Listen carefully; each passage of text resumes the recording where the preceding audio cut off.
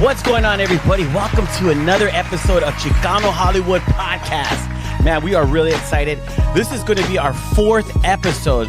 So make sure you guys, if you haven't seen the first one, we had Jerry Garcia, comedian, actor. And then afterwards, we went to the Horchata with Oat Milk movie premiere. Then after that, we had Kool-Aid. And now we have another special guest. But make sure you guys are tuning in every week, Wednesday, 7 a.m. We're really excited about kicking this off. And if you want to be a sponsor, let's say you have a product or you have a movie or something you want to get out there, you want to be a sponsor of this great podcast, DM us, message us, get a hold of us, and you can be a sponsor on the Chicano Hollywood Podcast. But don't forget, guys, like, share, subscribe. We're doing these episodes, we're doing this podcast because we want to promote you. We want to get your information, your movie, your project. We want to get into the right hands, and by creating a buzz and by using this platform to create that buzz for you.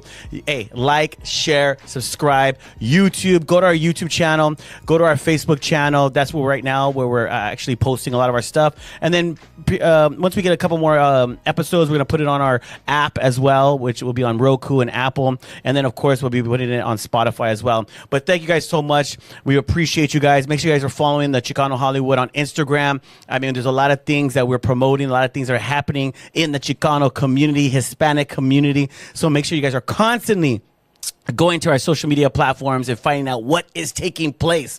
There's a lot of things happening that we are doing to make sure that we're giving opportunity and encouraging and even trainings, for you. Johnny and the team is doing an amazing job, and kudos to Johnny. He's always a busy man, always on calls, always taking your calls to make sure that he's always promoting you guys. I love it, man. That guy has a great heart, a big heart. So do your part by sharing everything that we're doing for the Chicano community. But when we come back, we have a very special guest. This guest has done a lot of movies, music videos. I mean, there's a movie out right now, and we're going to talk about that. He's a president of a nonprofit organization. So when we come back, we're going to introduce him, and he's going to be able to share a little bit more about what he does and what is coming up. But right now, quick break. Take a look at another Chicano Spotlight with Bethania. What's up, guys? I'm Bethania, and for this week's Chicano Spotlight, I want to take a second and spotlight some films that you guys can go see this week. Okay, so we talk about representation all the time when it comes to Chicano Hollywood, but one of our main priorities is not just telling our stories, but making sure that we're showing up to the ones that have already been made. So there are films in theaters, on streamers, online, and different platforms that we need to make sure that we are showing up as a community. Number one, Horchata with Oat Milk. You heard us talk about it so much these last few weeks, but now is the time to actually show up and watch it. On April 20th, you can go to horchatawithoatmilk.com and watch the film for yourself. This project was made by Chicanos, for Chicanos, in front and behind the camera, so we want to make sure that we are supporting projects like these so more can happen. Another film is Freaky Tales. Now, this is in theaters now. It is set in the 90s in Oakland and features a ton of dope music. Now, one of our own is in this film, Cedric Cabrera, who has taught some of our workshops before. Him and alongside other Latino artists are featured in the film, so we want to make sure that we are showing up to the theaters and supporting this project. Lastly, there's a film on Disney Plus called Alexander and the Terrible, Horrible, No Good, Very Bad Road Trip. Now, this is a stacked cast of Latino actors, directed by a Chicano creator, and just a good time. It's a hilarious movie, and this is one for the whole family. It's so important that we show up for these projects because the only way that more films like these are going to get made is if we get these numbers up. So streamers, in theaters, on individual platforms, we need to show up as a community and support these stories. Okay, everybody, welcome back. And like I shared before the break, I have a very good guest of mine, Joel Gonzales from Nosotros. The president. Maurilio Gonzales. Dude, I never knew what the M was. Yeah. What is it? Maurilio. Say it again. Maurilio.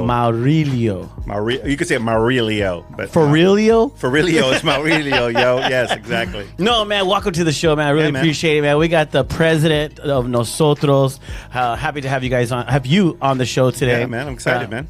means a lot and stuff, met you years ago because a lot of people sometimes when I'm doing stuff with Johnny with Chicano Hollywood, a lot of people are like, who's this guy, dude? Like, he just feels like he just jumped in the scene, but a lot of people don't know that I was with you for many years. With Nosotros. Going to restaurants, setting up the the table. Fonda restaurant down in by MacArthur Park. For sure. Right there, setting up while you go network, and I had to sit there and take all everyone's donations in. We call those contributions now. Oh, contributions. Yes. But no, those were the great times that you got to be a part of everything and be right there with the whole thing. And then I was sharing earlier how I met you. I was doing a play called Crave.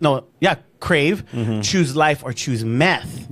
And it was a play about crystal meth. And I was reaching out, Googling, Latino organizations, Hispanic organizations, and Nosotros popped up.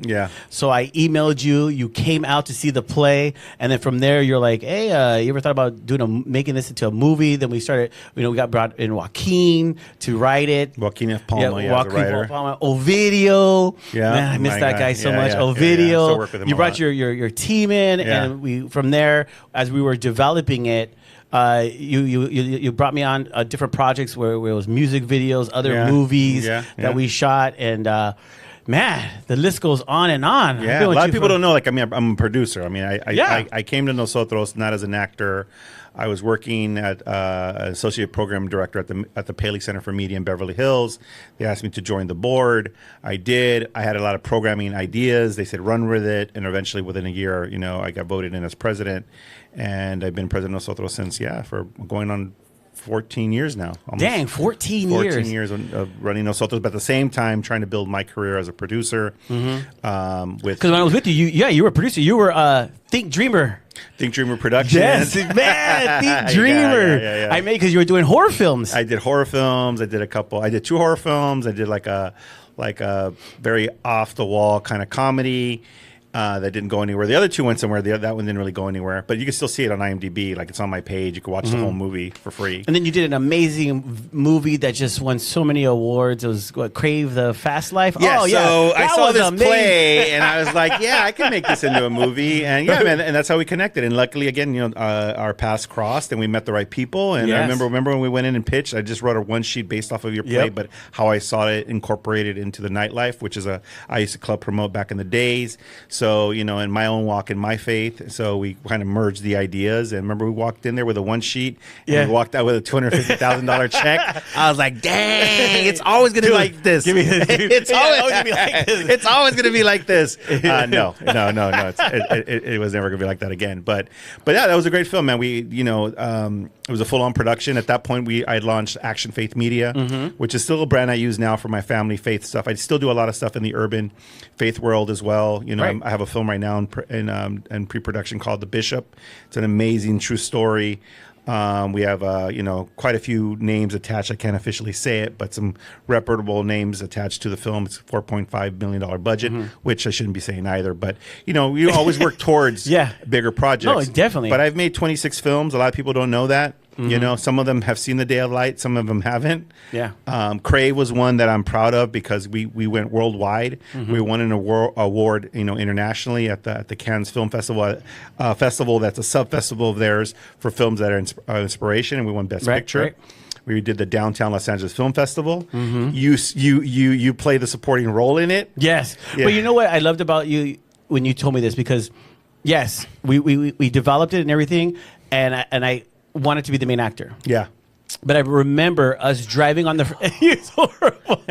No, I remember this clearly, and I tell people this story, the same thing. I share with people to this day. This what you share with me, because I said, you go, JR, I know you want to be the main actor, but you have to remember that if you're the main actor, you got to carry the film. So are you ready to carry the film? And you'll go, I'll support you. Because this is your baby. I'm going to support you, but I want to ask you that question, and that made me think, because I didn't think about it like that, and that question still stays with me to this day when I give advice to people when they say, "Oh, because I want to put myself in it," and I share with them, because that was we were driving on the freeway and you told me that, and I was like, you know what? let's bring somebody else in because I can't carry the film. And he did amazing Renee job. Renee Reyes. Alvarado. Sorry. Renee Alvarado. Sorry, Renee, if you're watching this. Renee Alvarado. Yes. Which did a great job on East Los High. Yes. The creator of that show, highly recommended. We took a look at him. We saw a lot of people. But when he came in, I mean, the casting call, we both looked at each other like, this is the guy. He carries that grace, that kind of humbleness, but also the arrogance that we needed. Yes. For the role to be at the start. But you told me, you said, okay, you better be ready though, because we're writing you as his best friend, because he's gonna know your lines too, and he did. Yeah, no, he did. Right? He came in. He knew my lines, his lines. Like I was like, "Whoa, this guy is professional!" On a whole nother level. No, but you did a great job, and I think you were the openness that you had to understand that. Like I told you, there are a lot of this is obviously called Chicano Hollywood BTS podcast, and I commend Chicano Hollywood. I commend Johnny what he's doing, and really educating people and getting them prepared. But this is the film business, guys. This is not make a film with my friends and put my friends in it, and then my family sees it, and that's it. There's a difference between, and I'm quoting somebody, actually, I mentioned to you earlier, Kenneth Castillo. He told me this today, and I love it. He said, there's a difference between hype and then buzz. Hype is what you create. Friends and family, hey, our film's great, come and see it. Buzz is what happens when you make a great film and everybody's talking about it. Wow, yes. There's a big difference in that. So that's his quote. I don't know where he got it from, but I got it from him today. No, that's a great quote. I loved it because that was the thing I was telling you. Like, besides you, maybe being the lead, I go, JR, but we have to sell this movie, right? We have to cast it right. We have to shoot it right. The production value, $250,000 is not a lot of money. And I'm sure there's filmmakers out there right now like, well, dude, I'm just trying to make one for 50. No, believe me, money goes fast. Really fast. Money goes really fast. So we had to make this. We're shooting in LA, making it about the nightlife. We shot at the Belasco. We shot club scenes. This is before AI and CGI and all this stuff, right? 2015 around there. So it was a challenge, but your willingness to say, okay, man, I'll step back. But then you stepped up in that supporting role and you were his equal. And that's what I wanted you to experience, was to have that working opposite an actor, a trained actor, and then the training that we got you, and then that preparedness that you had. So now, man, that's to this date, that is still, I'm proud of that film. It is on Amazon, still available. It is. Yeah. I tell people about it all the time. Once in a while, I'll post it in my stories and stuff. And people will say, oh my God, dude, I seen it. I love it and stuff. So we got to do another movie. So, guys, we're going to be doing another movie together. I'm getting him this is the contract right now. Which your mom's in the audience. I'm going to be like, no, it's not true. No. We're always talking about what we're going to do next. And we just got to find the right project. Yeah, we find the right project. And that's what let's talk about that stuff. Finding the right project. Yeah. Let's talk about that, because people want to just throw things out there. And sometimes it's not the right time, the right project, you know? And sometimes you get on projects that are crazy, and it's about finding the right project to be a part of, because you are a producer. So when someone brings you in, what's your process? I mean, again, I don't sit here to pretend to be Mr. Hollywood, because I'm not. I'm very humble and I'm blessed, and where my heart lies, man, where I get to do this. And for me, it's about doing projects that I love, I enjoy, inspire me. So I'm developing my own slate of projects, obviously, right? The Long Game was one of those that I got to do. But when I'm for hire, right? Now I have the luxury, and not because I got it like that, but just to really choose the projects and the people I want to work with. Right. So first and most, I'm like, okay, does a project excite me? Is it something different? Is it say something different? I'm all about Chicano Hollywood, and I'm all about telling Latino stories. But if it's the same story over and over again, I'm not interested, right? How can you tell that story differently? And if the writer or the producer or the director that brings me the script is open to that, feedback, then I come in. Again, don't come in like I'm Mr. Hollywood, but I'm just saying I know what I want. I will get excited about. So those are the projects I look for. And not to say that if you're out there, and I know with with the audience that Chicano Hollywood has about teaching young filmmakers to do what they can with the film, with the money they have. My first film, I made it for the cost of a car with no engine. Wow. But I knew that I had to sell it. So what did I do? I went to film markets, and I looked at what films are selling, horror films. So I made a horror film with, but I cast the right way. I shot it with the resources I had. I had an office. I had my Kia, my 2909 Kia. I knew a guy that had a cabin up in Big Bear. I had a 1080p camera, which was the camera to have back then. I had an editing software, and we shot a horror movie, right, with Joaquin F. Palma, right? He wrote it, he directed it, and we sold it within 6 months of being done with it, and I made some money. So I tell people all the time, it's like work with what you have, but producing is a real thing. Producing isn't just like, I'm a producer because I put money in, or I'm a producer because I picked up the call and ordered lunch. No, a producer at a 50K level, at a $50 million level, is the person, and I say this all the time, and I say it respectfully, but I also say it firmly. I'm part of the Producers Guild of America, and I say a producer is the person that creates the world that the director gets to create it. Because if I can't bring all the resources together, you could be the best director in the world, but you need a producer, a strong producer, and a producing unit, a production team to be able to create that world. True. Yes.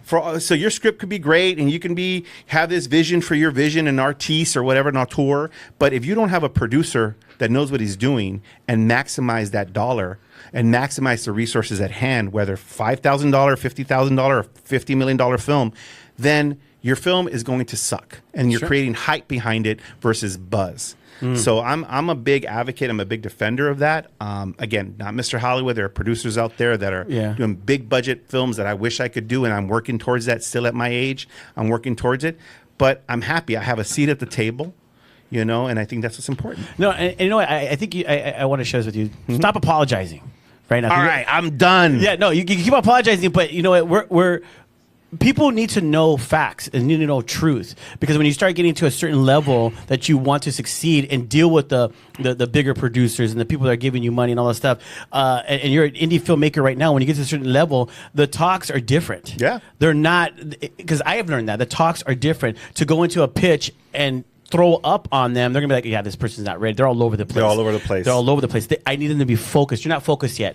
Oh, I took offense. No, it's just you're not focused yet. Just get focused. Know tell me what you want later on. Maybe you gotta come later on. So the way you're speaking is not rude or disrespectful. I believe you're giving facts because these are the experiences that you went through. Yeah. You know what I mean? Yeah. You went through these things to know, like, okay, cool, I can't say that no more. I can't do that no more. Yeah. Okay. And it kind of shaped you to who you are now. Yeah. You know? Yeah. So, because I know you are a cutthroat type of guy, No, when it comes to me too, because I think direct would be a better word, not cutthroat. Not cutthroat. Not cutthroat. I'm saying it because I'm putting it in my thing, like, because you've given me a lot of advice to where I come to you sometimes and want to throw up on projects. And you're okay, JR, I know you're my friend, but you're like honing in, you're brother. giving me anxiety right now. Like, slow down. You're giving me anxiety. I'm visionary. I'm like, yeah. So I get it, yeah. And these talks, to me, I don't get offended by it. I get like, okay, cool, because that is where, if you're headed, you're like this, it starts to narrow it down where you got to be better. You got to have a goal. Like, why are you making this film? I'm sorry, just don't make the film to make it. I know that Chicano Hollywood and Johnny just released the Horchata with oat milk. Yeah, with oat milk. I love the title. And and I love what they were able to do with that. It's a great, solid first time filmmaker. Yeah, funny and stuff. But what's the goal with it? Right. What's the goal? My only advice to that would be, what's the goal with this film, right? And hey, I'm honest and I'm truthful. It felt a little stitched together, right? But I get it. We're based off of like skits. It was funny. A little more in development, but I get it. It was a first film. So what I'm saying is, to the director, to the writers, is don't develop in a bubble. Don't be afraid to ask for help or assistance, and Johnny's a great resource of that, because if Johnny doesn't know, he'll tell you, like, I get you somebody. That's why I love what Johnny's doing. So again, I'm not knocking the film because I enjoyed it. No, yeah. Right? And I go, that's a great example of a first-time filmmaker film on many levels. What worked, what didn't work, what could have worked better. Yeah. And you're great honest. friends with Jeff Reyes. Yeah, Jeff. Yeah, Jeff's my boy, man. Yeah, Jeff's your boy. So. And actually, Jeff, when I knew Jeff was producing, so I could see the areas where how Jeff, as a producer, came in, right? So look, again, it all just goes back to, even with the organizations, right? It's like, Nalip and HMC and Nosotros and all that. Look, we're all fluff unless we're actually helping and steering people. And I think I've always been the outspoken one. I always will be. Because I think it's important for us to just be honest with each other. Right. Because if we're not, then we're just going to continue to create hype and not buzz. And I'm sorry, Kenneth, if you're watching this, I totally ripped off your statement. I'm going to be using it all the time. It's mine now. I'm going to put it on Instagram right now. Quote, Joel Gonzales. Exactly. So again, like all the films I've gotten to produce, and like I said, I get to do a lot of stuff in the urban Black community, faith. But let's talk about the new film that's coming out. Let's talk about that film, Die Like a Man. Die Like a Man, yes. Where did the name come from? Because the name is very catching, because, me growing up and people growing up, you want to die like a man. You Yeah, know? I want to be a yeah, man. yeah. So what's this whole film Well, about? the director Eric Nazarin, was this film actually was around for a long time before I even met Javier Chapa over at Mucho Mas. I think Mucho Mas has just started. I was brought to it by Pejman Pardielli, who now works with me as like my business affairs and Great guy. I love that guy. produces with me. Yeah. But he said, hey, there's this guy, he's trying to make this film. They only got about $300,000 to make it. So I remember meeting with them in Toluca Lake at a diner.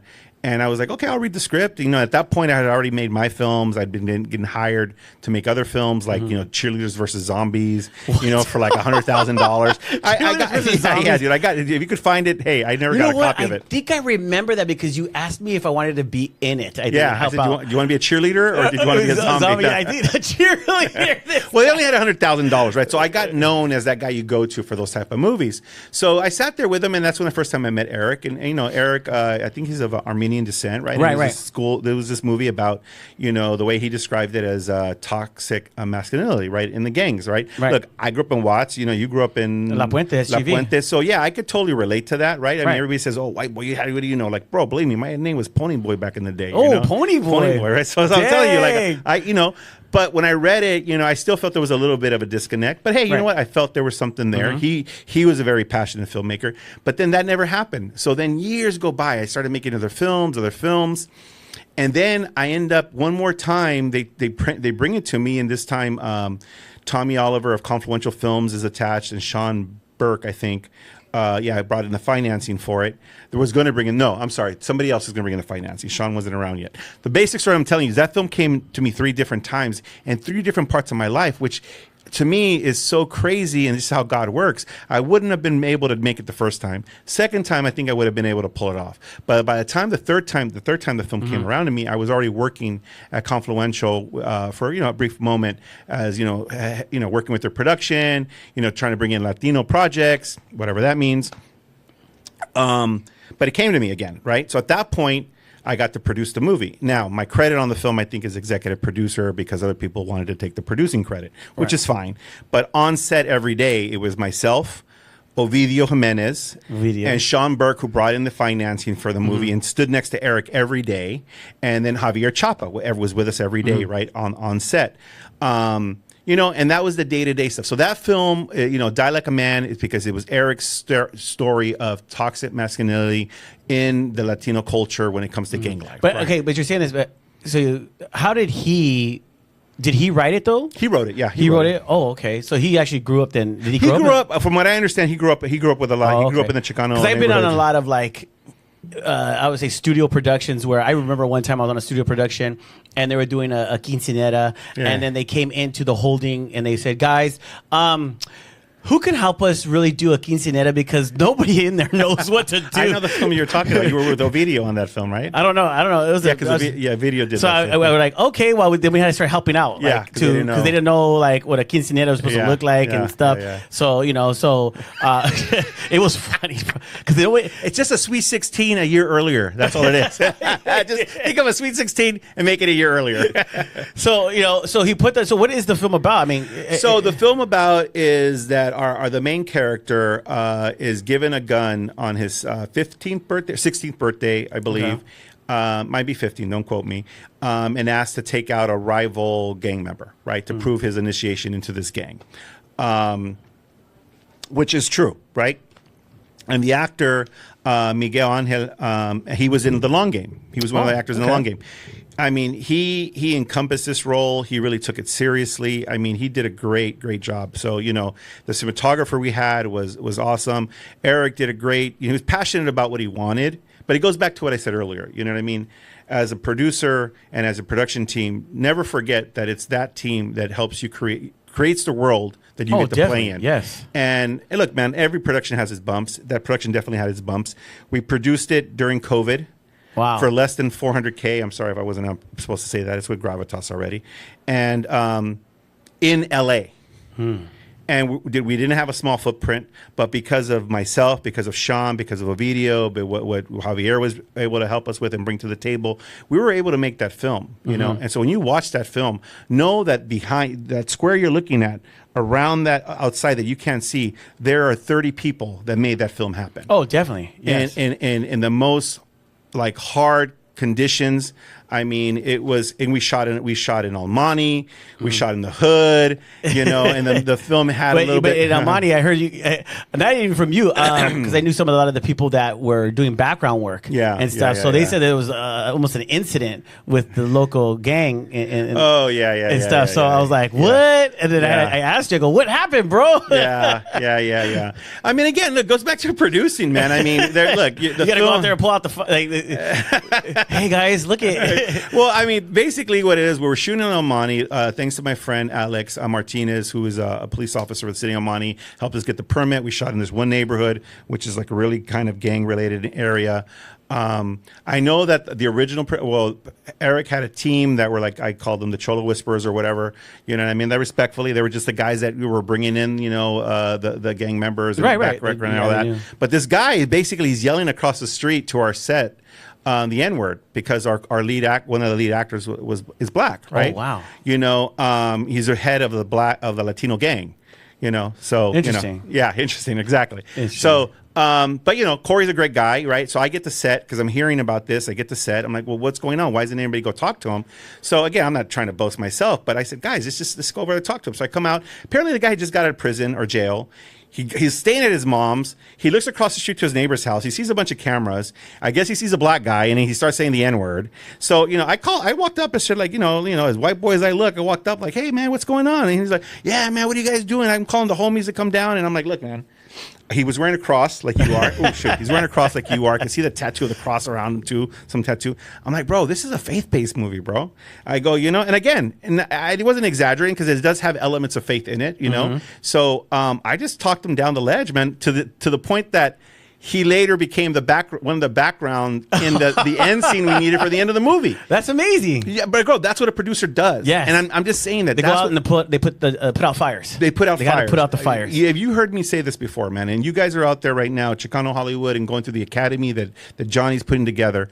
You know, which Johnny, by the way, hey, if you need me to teach a class, what's up? But the one thing I always say is this: as a producer, your job is done in development, it is done in pre-production. If you've done your job in those spaces, the first day of shooting, you're posted up like Batman on a building looking for smoke, not fire. Right. If there's fire, then something somewhere got overlooked. So on that production particularly, there was a lot of fires because a lot of people that don't know what they don't know and trying to make a movie at that budget. I get you made movies at this budget, but when you're making movies at that budget, there are certain things you got to trust the process and trust the people around you. So I would say that was why we had some of the bumps we had. But ultimately, you know, I'm proud of the film that was made. I'm glad to see that, I think it's Bernice that plays, you know, she got to play From the Streets to the Set. Exactly, man. She plays a very powerful role in that as a mother, which was true to her to begin with. Right. You know, it's great to see a lot of the homies on that got to get their experience on set and are celebrated now. But I would just ask this: don't forget the crew. Don't forget don't forget the hair and makeup. Don't forget the art director that every day had to be there hours before we were and don't forget Ovidio, or my production manager, line producer, who basically, I mean, we took over. There was an abandoned church in Venice Beach area, right? Overgrown parking lot, grass up to here. I tried the due diligence of trying to find out who owned it, and Ovidio was like, F that, man. You know how he talks? Sorry, Ovidio, for trying to... I love Ovidio. Like, F that, man. Walked over, we cut the bolt. What? We cut the bolt. Like, well, we can't find it. We took days to find it. We had to shoot in this area. This base camp was ideal for us, everything we were going to shoot in all these alleyways. So what did he do? He was like, we cut the chain. We paid for a gardener to come out and cut the whole... So we left the parking lot better than it looked when we found it. So with the idea of like, did we still a location? Well, we've still a base camp location, not a movie location.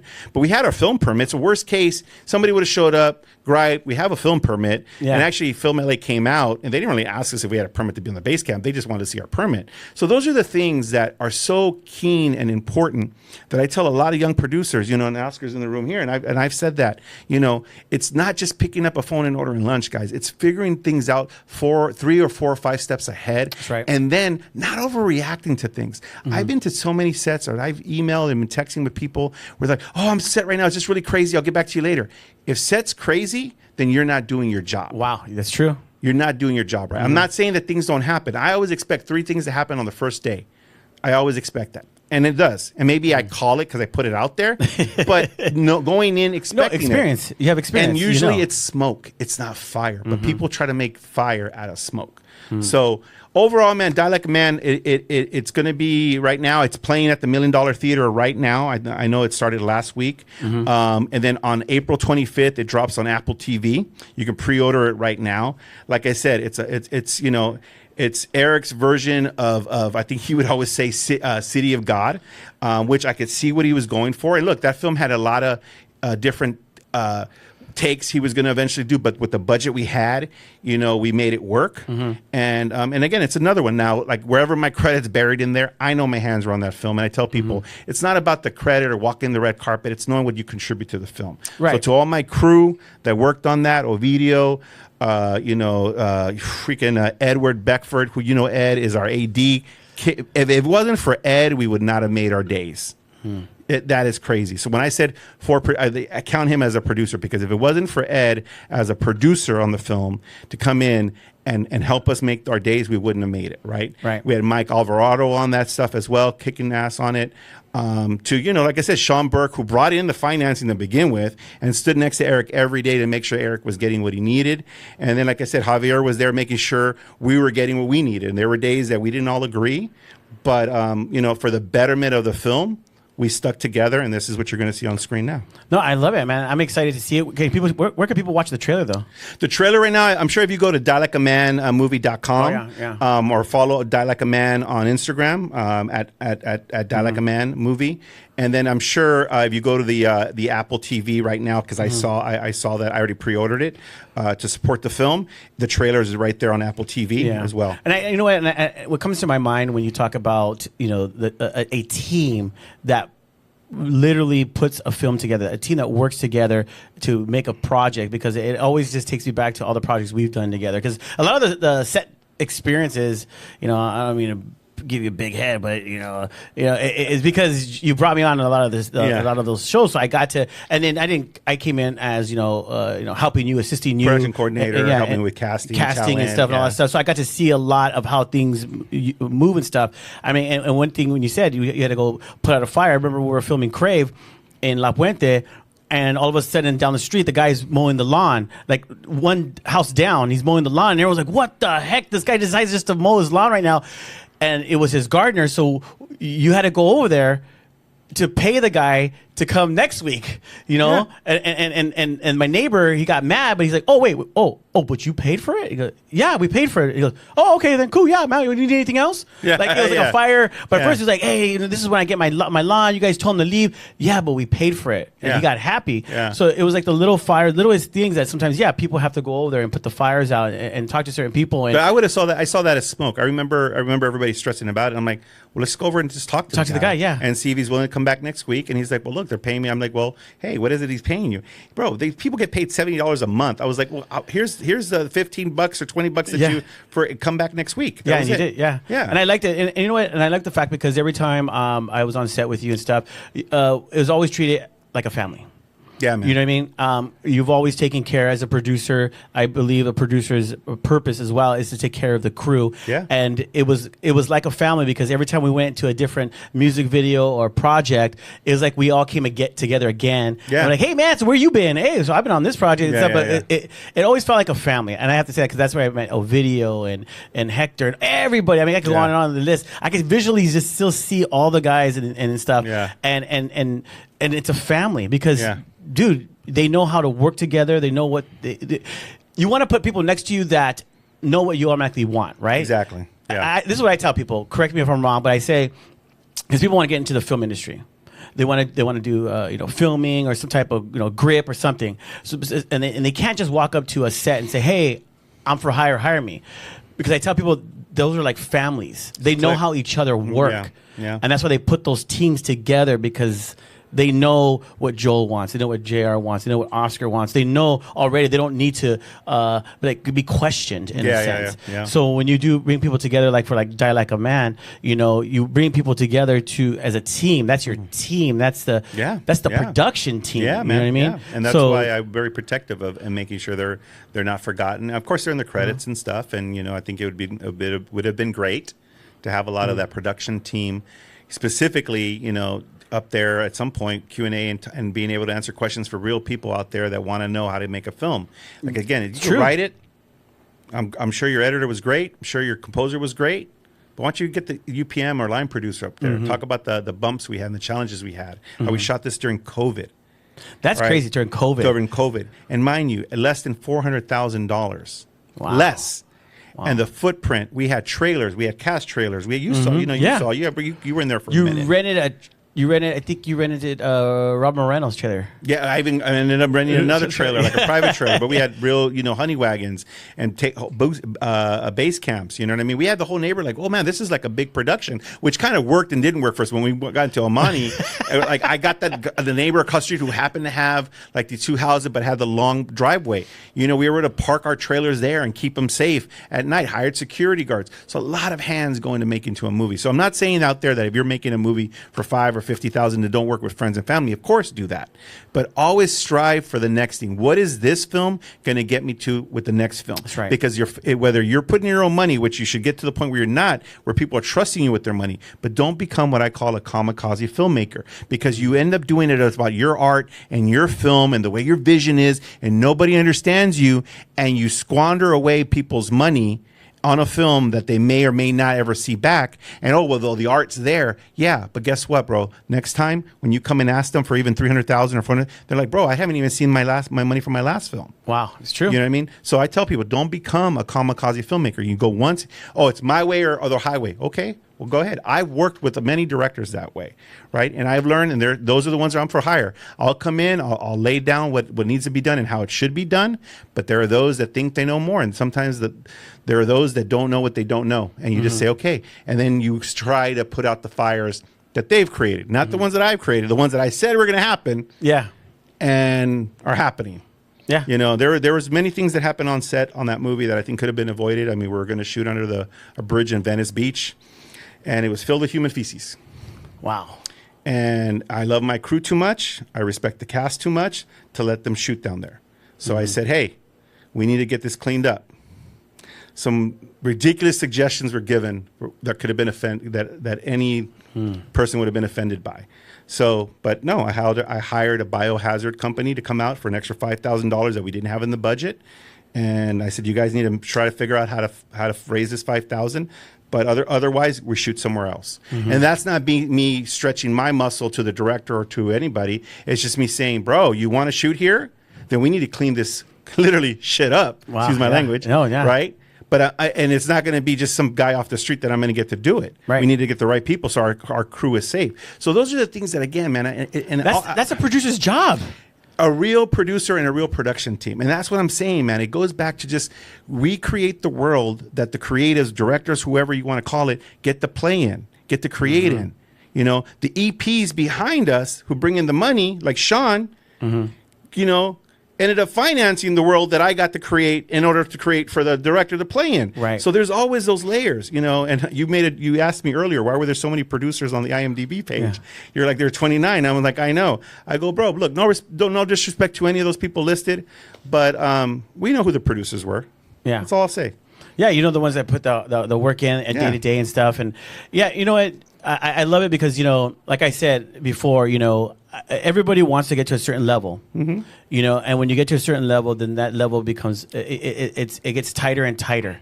You know what I mean? You can't do. It's like a pyramid. Yeah, and you can't do all these little movidas that you did back then when you were guerrilla shooting. Yeah. When you start getting higher and higher, there's expectations. I mean, you run into crew members that work on big projects, and then when they come here, they're gonna go share like, "Hey, don't go on that project over there," because they want to just do Get this a bad and reputation. get a bad reputation. So you have to always match that level that you're bringing these different people on, you know. Yeah. And especially like I know you, like when you bring in certain people, you want to bring in the best. I want to bring people that mesh together that I know. Like you said it earlier. It's secondhand. I don't have to say it, or my DP doesn't have to say it because he knows that gaffer. And that best boy, that gaffer, his crew, they know what he's anticipating. Right. They already have the light there before he turns around and asks for it. Right. Because they're aspiring to be gaffers. So it's the same thing. If you're making a film, and don't make just a film for your friends and family. That's okay. That's all hype. Great. Our film's so great. But if it doesn't create buzz, then that's okay. Move on to the next one and keep building up. I'm not saying that your first film, it sucks and forget it. No, you accomplished something. My first film called Followed Home, which you could find out there on box retailers still, or Exorcist Prayers in the Dark. Watch them. They suck. But guess what? They suck in the sense of like I cringe to when I watch them. But those two films, and the one that never made it anywhere, made me prepared. So when Crave came around, I at least at that point was as ready as I was going to be at that point to make a $250,000 movie, right? Because I'd made these. So the same thing. But if you're making these films where like, oh, screw the system, or I don't need this, or I don't need advice, and you're developing or writing or directing in a bubble, then you're missing the opportunity for growth. And you're making a film every 10 years, right? And then you want all this hype behind it. But if there's no buzz to follow, sorry, Kenneth. Man, I just love that quote. I just love it. Then there's nothing. But to your point, man, yeah, when I bring people in, I want them to mesh together. I want to make sure they're getting something out of it because it's a collaborative effort, right? If there's a gaffer there, he's aspiring to be a DP. So I want to make sure he's given the opportunity, right? If there's a guy under him, he's aspiring to be a gaffer. And likewise, camera ops are aspiring to be DPs. Camera assistants are aspiring to be cam ops. Right. If you don't create the environment where they feel inspired to come and work every day, then you're also failing as a producer because it's not about walking around and yelling and feeling like, oh my God, the roof's on fire and I'm so stressed. If you're doing that, you are not meant for this. Right. Because if you're doing that, you're setting the tone. You're setting the tone for like fires. Everyone else to be like, yeah. Everything becomes a fire when it's not. It's Yeah. just a little smoke. Let's deal with it. And if you're not as a director open to opinion, open to ideas, or open to safety, then again, you're just creating a scenario where people are going to say, hey, I don't intend to work with that guy anymore. I don't intend to give that guy any money. I flew out a crew from L.A. when we shot our film, The Life of Me, in Nashville. We were competing with all these bigger films out there. We had a budget of about $1.5 million or whatever, and it was hard to get crew that I didn't know and I didn't trust. Man, they would come out and they just so arrogant about it because what else are you gonna do? You need us. I was like, oh yeah, cabrones, right? Boop, boop, boop, boop. Yo, can you be on a plane tomorrow? Yeah, can you get a crew? Boom! I flew out my crew from L.A., put them up in the beautiful extended hotel stay that we were doing there, and I still saved money. Wow. So it's again, it's not a fire, it's just smoke, but how you deal with it. It's how you deal with it, yes. How you deal with it. So anyways. No, I love it. So, I look at it like this, it's Die Like a Man, yes, and it's a film about a young guy who's a cholo gangster guy and stuff. But so your expertise in this stuff, and I'm gonna go watch it. I want to support it. I do. All of us to support this film. Order it now on Apple TV. What is your take about? I know a lot of us, want to become better in the industry. Want to, Warner Brothers, Fox, want to notice our movies. So how much more are what I'm trying to say is like, how many more movies do we make of this type of thing? Or is it different? Do we throw a twist to it? I mean, what is your suggestion in these type of films that are coming out a lot? Man, it's the challenge is this, man. We're in a very different political climate than we were, right? So I don't know if films like this help it or worsen it, right? Now, again, to Eric's credit, he wasn't just trying to make a cholo movie. I'm not gonna say it's that. There is some depth to the character. Nice. And Miguel, I'm telling you, Miguel is an actor to watch out for, man. This guy is on the rise. He's already on the rise, right? And he really encompasses the stress and the anxiety that he feels and the toxic, I can never say it, toxic masculinity. Help me with my ESL, please. I see that. So I think that's what Eric's goal was, right? To tell that story. Now, but it's still going to be looked at as a very niche cholo. It is, right? And we have a lot of those. We have a lot of movies that, that blood in, blood out, and that are for that are very segmented to our culture that we admire, and we call them hits, right? And they are, but that they, I think American Me or Blood in, Blood Out got it nominated into that the Joaquin Castro National Archives. So will this film be there? I don't know. I know it's a solid film. It's a solid story. I think the acting is really, really solid. You know what I mean? I think Miguel's performance is great. But I think in order for us to really be seen by the studios or by the streamers, it has to be a lot different than those stories. And I'm not saying, we need stories about lawyers and doctors. Everybody says that, right? But, but then are those boring stories too? It's like, it's creating stories that are, you've heard this term a lot, and I'd be happy to teach a class on it, Johnny, that are relevant, but also have that crossover appeal. Yes. Because if you don't have that, then you're just you're preaching to a small choir, like the faith-based movies, right? Crave was not a movie that I was making for the choir. It was a movie I was making for the masses, right? We said that. We're not going to preach to the choir. We're going to preach to the masses. How many people watched our film, JR, and later on said, dang, I didn't know I was watching a Christian movie to the end? Everyone. Right? A lot of people. A lot of people, like, they're crying. They were like, what the heck? When she died. Yeah. Oh, shit, I just ruined it. But you know what I'm saying? And people were like, I didn't know I was watching a faith-based movie. So it's how you tell the story. It's how you decide to tell it. If you want to tell another, cholo story or a hood story or a neighborhood story, again, credit to my buddy Keith Castillo. I mean, talking to him, that guy's all about like finding the depth of the characters and then creating the world, then telling it in that setting. So if you could do that, then I think we're okay. But the studios are always going to look at us in one way. That's just the truth, right? So all this information about Latinos and marching down the boulevard with the Mexican flag, I get it. But is it helping or just reinforcing their thought of us, right? So I look for projects that do the opposite of that. That could be a universal theme, like The Long Game. It's an underdog story. I never said to them it's about Latino. I said it is. If you liked Hoosiers, if you're old enough to remember that movie, or Rudy, and I go, you are going to like The Long Game. Why? Because it's a movie about it's an American underdog story. It wasn't about, yes, it's 5 Mexican American kids. It's not about 5 Mexican kids. It's not a Latino movie. When in the movie, if you haven't seen it, they go to Mexico to cut loose, and then they get discriminated there because you're not Mexican, right? Yeah. And that's an experience that I get told growing up in Watts, being a white boy, bro. You know how many times I got my ass kicked from both sides? I was like, dang, where do I belong? You know what I mean? Until I grew into my size, and then the pony boy came out. What's up? God, pony boy. But anyways, bro, I think to answer your question is, it's not an easy answer. I just think we need more filmmakers pushing the edge, whether Latino or not. Because I get it. Yeah. We filmmakers, and I'm not knocking it, and I don't want people to think I'm talking negative about it, but I meet a lot of people that they want to showcase our culture. But like you're saying, you just got to do it tastefully. You got to do it universal. In a way, to where it opens up to everybody. And that's why the black community, the Asian community, the whites, they do it perfect enough to where it's the whites, the Caucasians. Sorry, political Caucasians. No, but they do it where it's universal, and the stories relate. No matter what ethnicity, it relates.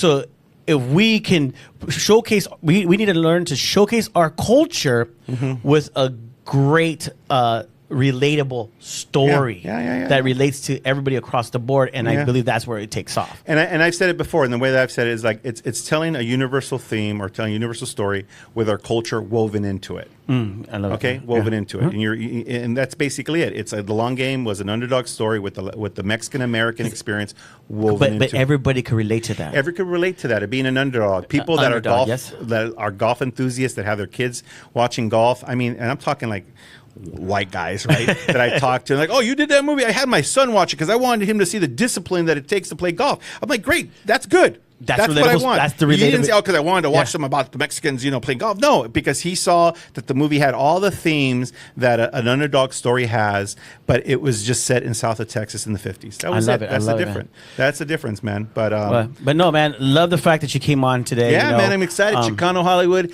BTS podcast with your boy JR. Dude, I got to commend you. You are the Latino, or not even say that. I take that back. You are, I'm going to say it, the Latino Ryan Seacrest. This guy does it all. This guy does it all. You know how many podcasts this guy does? How many things he's hosting? This is the guy right here. I've always told him that's your thing. He's always told me, but I asked him to get me on certain things to get me a deal, but let me see. Let me check my text. Hey, let's be real. Me Too went away, bro. I don't know what the hell happened to Me Too, bro. I'll be real about that. No, that's right. You had me like right there, going to be an interview, and then you called me going, "Hey, they fell apart, bro. And I don't know. like, I mean, they're still there, and sorry, Me Too. If I'm not throwing shade. I'm just being real because hey, not like you're hiring me or giving me a job. So I'll be honest with you. Their contracts were shit, and I told you not to do it. Yeah, you did. Because at the end of the day, you read over the contract. Yeah, they sent you over, and you're like, "No, do it." And that's another thing, bro. And that's the one thing I'll say to you, to the people watching. When you're at the table, know that you've earned to be at the table. Don't just take the deal because you're thankful, and that's our culture, right? We're humble that way. But tampoco don't go in there with the ego and the arrogance because you got to learn the rules before you break the rules. So it's a balance. It's a balance of it. So and that's why I told you, no, bro, you're worth more than this, and I wouldn't do this deal. I've turned down deals, believe me, for a docuseries because I'm like, I learned my lesson from the last burn. I'm like, no, I'm not going to do it. Respectfully, no. And I'd rather do that because no longer am I thinking, oh, thank you for honoring me or looking at me and giving me an opportunity. Nah, Charlie, as they say, no, I'm not going to do that. No. So same thing with you, bro. I appreciate what you guys are doing here. And like I told Johnny, whatever I can do, however we can support. Well, that's my last question before we go. Yeah. Is there going to be a Nosotros Chicano Hollywood collaboration event sometime in the near future? Well, we have our Ya Tu Sabes monologue slam that has been postponed a little bit for budgetary reasons, but we're working on that. This is our 55th anniversary year. Ricardo Montalban founded this organization 55 years ago. So our Golden Eagle Awards right now is scheduled for Sunday, August 17th. I'm talking to Johnny on how we bring all that together with the magazine, with this platform, because out of all those other organizations out there, what Johnny and what you guys are doing is the real deal, giving the people the opportunity and the knowledge that they need to go out there and make, whether you're making your $5,000 film or $50,000 film. I've said it, Johnny, my number's out there, my email's out there. I will answer a question for anybody. So yeah, man, there's always going to be a collaboration. I love it, man. So where can people find Joel Gonzales or Nosotros? You want to promote Nosotros? So you can go to nosotrosorg.com. Also follow us on Instagram. Me personally, I'm produced by JMG on Instagram, or I have a website called producebyjmg.com. Shoot me an email. I'm happy to answer any questions. And yeah, man, I got some projects in the works that I'll share with you. I'll break the news on Chicano Hollywood. Yes, so we'll have you come back and share about that. Maybe bring some of the actors. Yeah, we are doing the Ricardo Montalban documentary. I will say that, and that's coming along beautiful, directed by Hugo. So we got quite a few things, bro. But today, just support Die Like a Man. If you haven't bought your tickets, it's still playing at the $1 Million Theater right now. But you can find it on Apple TV, and order it now and support. Yes, thank you so much, man. Appreciate you coming on, Dog. Yeah, man. Love you. I know I just call him Doug right now, but Doug. I don't know who Doug is. Dog. I said Doug. Oh, I think you said Doug. I was like, I got the wrong guess. Well, you keep on saying you're a pony boy white guy, so I was calling you Doug. Bro, there's people out there. I got the receipts. You want photos? I'll show you. All right, he's gonna send me photos so we can put them up and stuff. No, but thank you guys for tuning in. Really appreciate it. Make sure you guys follow Nosotros, man. Support Nosotros. Chicano Hollywood Nosotros. We're all doing something great. We all have our own, expertise and things that we do. But hey, it's all about coming together and supporting one another. So we'll see you guys next week.